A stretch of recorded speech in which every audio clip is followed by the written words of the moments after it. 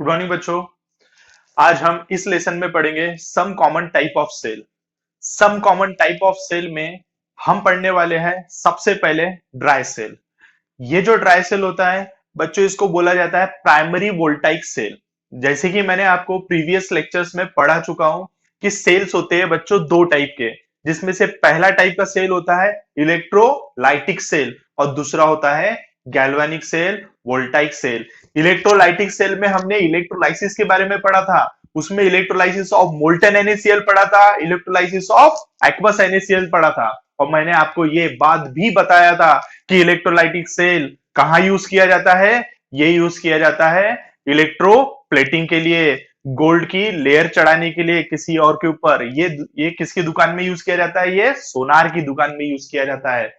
आपको कभी electrolytic cell देखना है तो आप उस जगह पे जाके देख सकते हो।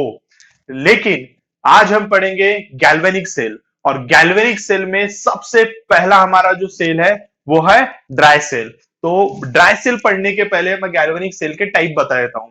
तो बच्चों सबसे पहले हम देखेंगे गैल्वेनिक सेल के टाइप। तो गैल्वेनिक सेल जो होता है वो होता है दो टाइप का, primary galvanic cell and secondary galvanic cell.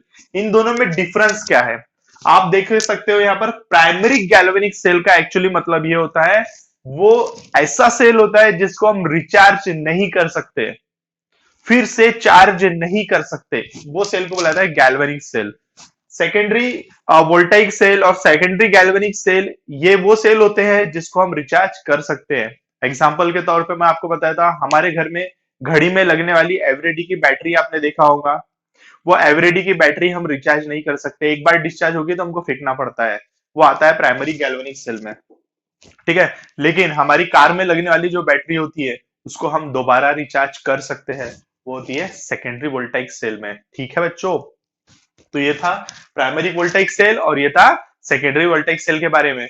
Now अब हम पढ़ेंगे ड्राई सेल के बारे में। तो ड्राई सेल के बारे में मैंने आपको यहाँ पर एक डायग्राम बना के दिखाया हुआ है। इस डायग्राम में आप देख सकते हो, ये एक्चुअली हमारे घर में जो एवरीडी की बैटरी आती है, एवरीडी का जो सेल आता है, उसका ही क्रॉस सेक्शन है। इसमें आप देख सकते हो ऊपर एक ब्रास कैप लगी हुई है। ये ब्रास की बनी हुई कैप रहती है, ये पॉजिटिव चार्ज बताया गया है यहाँ पर। और यहाँ पर एक कैथोड की, सॉरी कैथोड बोल दिया, ग्रेफाइट रॉड है यहाँ पर एक। ये ग्रेफाइट रॉड है, ग्रेफाइट रॉड के आजू बाजू में एक पेस्ट है, paste of MnO2 and carbon.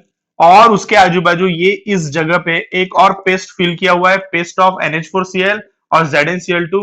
इसमें थोड़ा सा स्टार्च डाला जाता है जिसके कारण ये सेमी सॉलिड हल्का सा गाढ़ापन आ जाए। स्टार्च इसलिए डाला जाता है कि उसमें गाढ़ापन आ जाए। इसको बोला जाता है ड्राई सेल, क्योंकि इसके अंदर रहने वाले सभी कंपोनेंट टोटली ड्राई होते हैं। Totally dry in the sense somewhat moisture होता है उनमें, इतने रहते हैं। ऊपर से इसको सील कर दिया जाता है, ईच एंड एवरी स्पेस से उसको सील कर दिया जाता है इस सेल को, कि अंदर का जो मॉइस्चर है वो बाहर ना निकले। अगर अंदर का मॉइस्चर बाहर निकल जाएगा तो ये टोटली ड्राई हो जाएगा, उस टाइम पे ये सेल हमारे कोई काम में नहीं आने वाला है। तो इसीलिए इसको सील किया जाता है। हाँ एक बात और बताए तो बेटा, इसमें एक कंटेनर होता है, जिंक कंटेनर होता है। ये जिंक कंटेनर देख सकते हो आप, आउटर लाइन जिंक का बना हुआ कंटेनर होता है। इस कंटेनर के अंदर पूरा मटेरियल फिल होता है। अंदर एक पेपर स्पेसर होता है, जिंक कंटेनर के अंदर एक पेपर स्पेसर होता है। पेपर स्पेसर इसलिए लगाया जाता है कि अंदर का मटेरियल जिंक के डायरेक्ट कांटेक्ट में ना आए। ठीक है, तो ये था हमारा कंस्ट्रक्शन, और इस कंस्ट्रक्शन में आपने सभी बातें देख चुके हैं। नाउ सबसे इंपॉर्टेंट है इसकी सेल रिएक्शन। और इस सेल रिएक्शन को अगर आप एक बार समझ लोगे तो ये आपके हमेशा काम में आएंगी। अगर पहली बार ये आप नहीं समझ पाओगे तो आपको दूसरी बार पढ़ना पड़ेगा, लेकिन आप जरूर इसको पक्का कर लो क्योंकि इसकी सेल रिएक्शन बहुत इंपॉर्टेंट है।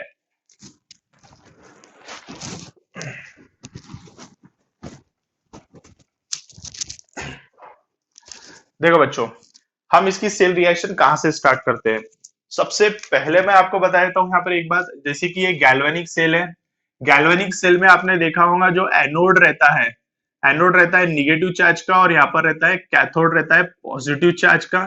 ठीक है भाई, ये क्यों ऐसा होता है सब मैं बताऊंगा आपको, लेकिन मैं एनोड की कहानी स्टार्ट करता हूं। एट एनोड, एनोड की कहानी हम स्टार्ट करेंगे। एनोड कहाँ है, कौन है। आप पूरे सेल में देखो, आपको कहीं मेटल दिख रहा है क्या? भाई एनोड की भी बात कर रहा हूं मैं। एनोड बोले तो इलेक्ट्रॉन डोनेट करने वाला, जहां पर होती है ऑक्सीडेशन की रिएक्शन। ऑक्सीडेशन की रिएक्शन मेटल बहुत अच्छे से कर लेता है। पूरे सेल में आप देखो, कहीं मेटल दिख रहा है क्या? आप बोल रहे होंगे सर यहाँ पर जिंक मेटल दिख रहा है। गलत हो आप, यहाँ पर जिंक मेटल नहीं, जिंक आयन है। यहाँ पर नहीं है, यहाँ पर मैग्नीशियम आयन है। ये दिख रहा है आपको जिंक मेटल। कहानी यहीं से स्टार्ट करना, कहीं नहीं जाने का। ऑक्सीडेशन करना, एनोड पे होता है ऑक्सीडेशन, और ऑक्सीडेशन कहां पर होगा? जिंक पे। तो एनोड पे होने वाली रिएक्शन कौन सी है बेटा? ऑक्सीडेशन। चलो ठीक है, हमने यहाँ पर जिंक देख लिया। ये जिंक क्या करेगा? इलेक्ट्रॉन डोनेट करेगा, और Zn2 पॉजिटिव +2 इलेक्ट्रॉन।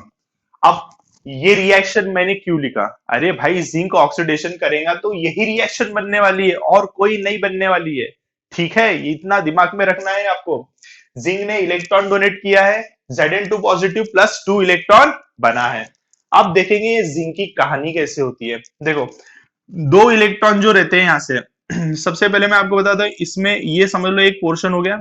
यहां से बने हैं दो इलेक्ट्रॉन, समझ लो ये बन गए इसके 2 इलेक्ट्रॉन भागते हुए, और यहां से जिंक आयन यहां पर जंप करेगा।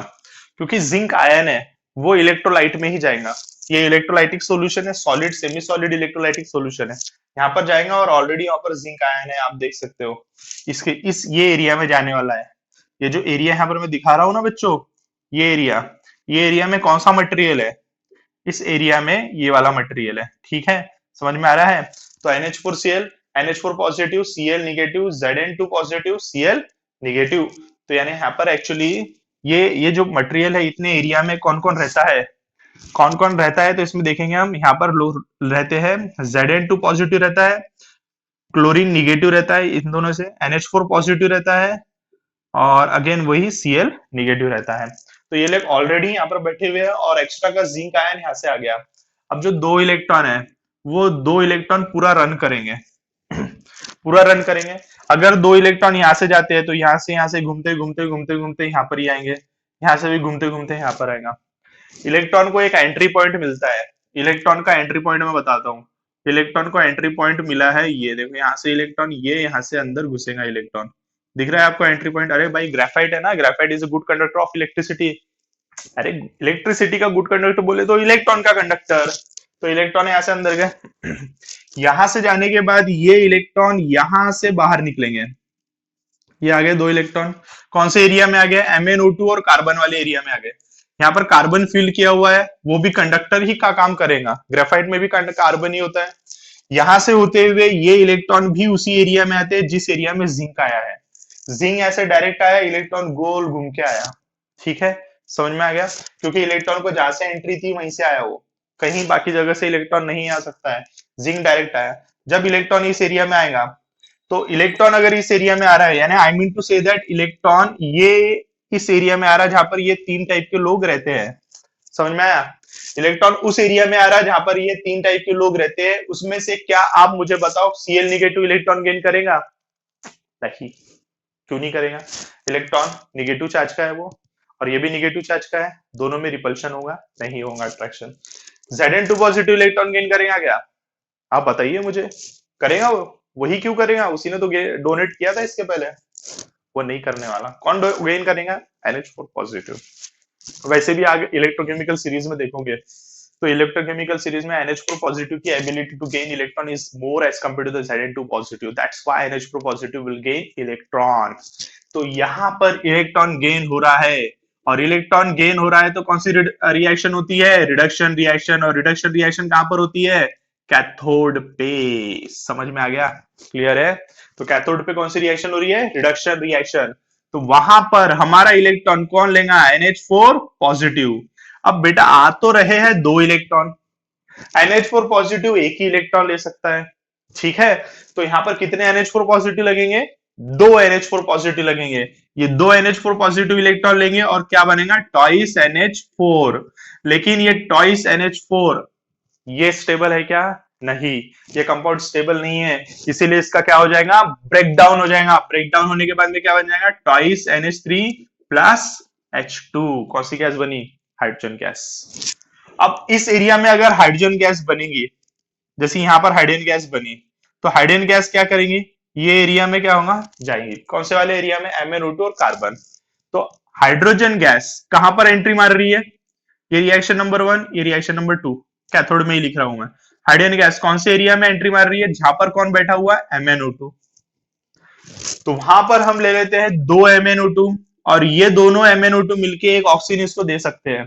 तो अगर हाइड्रोजन को ऑक्सीजन मिल गया तो ये बनेगा H2O, और क्या बन जाएगा, Mn2। 4 ऑक्सीजन थे, एक ऑक्सीजन उधर गया, 3 ऑक्सीजन, Mn2O3। ये बन गई हमारी रिएक्शन Mn2O3। ठीक है बच्चों, तो ये हो गई ओवरऑल रिएक्शन। अब देखो, एट एनोड यहां पर इलेक्ट्रॉन का जनरेशन हो रहा है। Electron is a negative charge, और निगेटिव चार्ज का जनरेशन हो रहा है। जहां पर निगेटिव चार्ज का जनरेशन हो रहा है वो एरिया ज्यादा निगेटिव रहेगा। इसीलिए यहाँ पर जिंक कंटेनर जो है बेटा, zinc container is negative in charge. इसीलिए यहाँ पर क्या होता है, एनोड जो होता है वो निगेटिव चार्ज का होता है, और वैसे ही कैथोड जो होता है पॉजिटिव चार्ज का होता है, क्योंकि वहां पर इलेक्ट्रॉन का कंजम्पशन हो रहा है। देख सकते हो अब यहाँ पर आ रहा है इलेक्ट्रॉन, यहाँ से कंजम्पशन होते जा रहा है, इलेक्ट्रॉन जैसे जैसे नीचे आ रहा है कंज्यूम होते जा रहा है, इसीलिए ये रॉड हो जाएगी पॉजिटिव चार्ज की। तो आपके दिमाग में ये बातें आ गई, क्लियर है, कोई परेशानी इसमें नहीं है। अब एक बात मैं आपको बताता हूं कि हम इसमें इसका यूज कैसे करते हैं। अब जब इलेक्ट्रॉन यहां से यहां लेके जाना है मुझे, अब इलेक्ट्रॉन यहां से यहां, आपने देखा होगा यहाँ पर प्लास्टिक की कैप रहती है, बहुत सारी चीजें, यानी इलेक्ट्रॉन डायरेक्टली यहां से यहां नहीं जा सकता है। इसीलिए हम क्या करते हैं, एक वायर ऐसा लगा देते हैं, समझ लो मैंने एक वायर लगा दिया यहां से ऐसा, ये वायर लगा दिया एक मैंने, और इस वायर के ऊपर हमने लगा दिया बल्ब।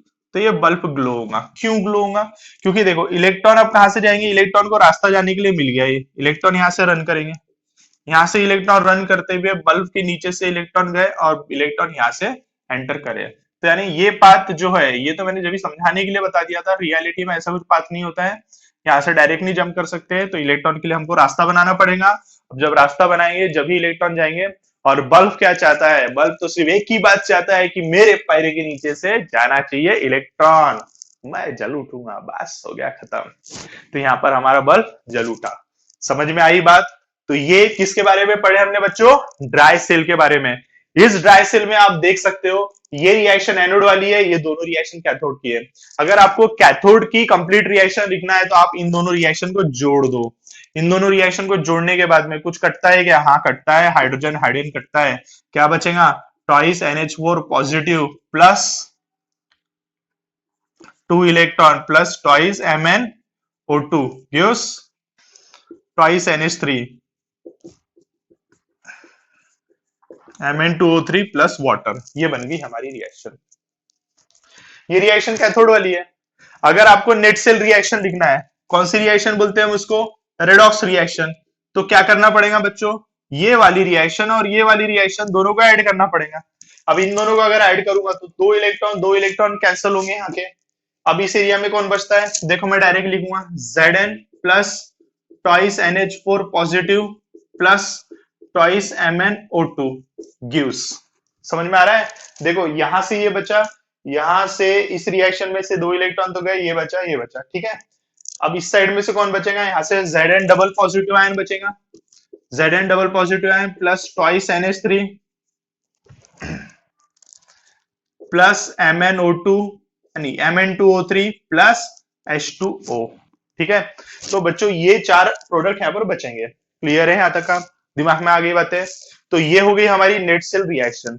लेकिन इट्स नेट सेल रिएक्शन में एक बात है बच्चों, यहां पर आप देख सकते हो जिंक आयन बन रहा है और अमोनिया बन रहा है, ये दोनों एक दूसरे के साथ कंबाइन होंगे।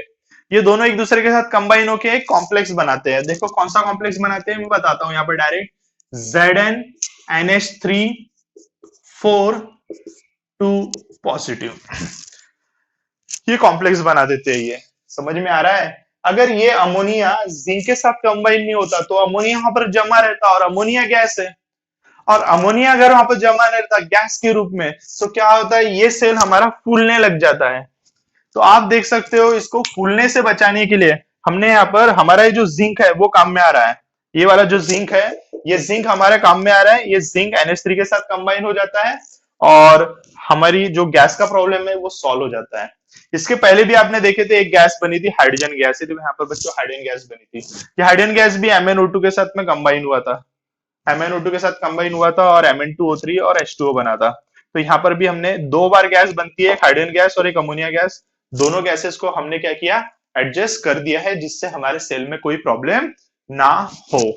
तो ये हो गया बच्चों, हमारा कौन सा सेल हो गया, ये हो गया ड्राई सेल। अब ये जो ड्राई सेल है, ये ड्राई सेल होता है, एसिडिक ड्राई सेल ही है। ये एसिडिक ड्राई सेल क्यों है, इनके कारण NH4 पॉजिटिव है यहाँ पर।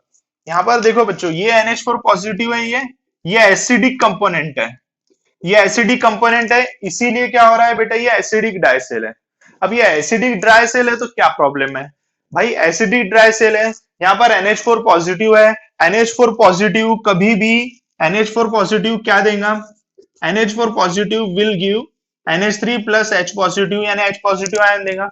अब ये H पॉजिटिव आयन जो है, ये H positive ion problem create कर सकते हैं, जिंक को करोड़ कर सकते हैं, क्योंकि zinc is a metal in presence of acid, each and every metal easily gets crore.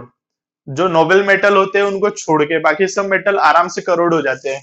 इसीलिए H पॉजिटिव क्या करेगा, हमारी जिंक मेटल को क्या करेगा बच्चों, करोड़ करेगा और हमारा सेल जल्दी खराब हो जाएगा। तो ये प्रॉब्लम को सॉल्व करने के लिए आज के जमाने में अल्कलाइन ड्राई सेल आने लगे हैं, और उस अल्कलाइन ड्राई सेल में NH4Cl की जगह पे हम NaOH, KOH जैसे मटेरियल यूज कर रहे हैं, जिससे इसकी लाइफ थोड़ी सी बढ़ गई है, जिससे वो करोड़ ना हो। तो जितना भी अभी हमने पढ़े, ये सभी बातें हमने किसके बारे में पढ़े बच्चों, ड्राई सेल के बारे में। Thank you so much. आपको अगर ये वीडियो लाइक होता है, अरे पसंद आता है, तो आप इसको लाइक करें, सब्सक्राइब करो मेरे चैनल को, और शेयर भी करिए। थैंक यू सो मच, नमस्ते।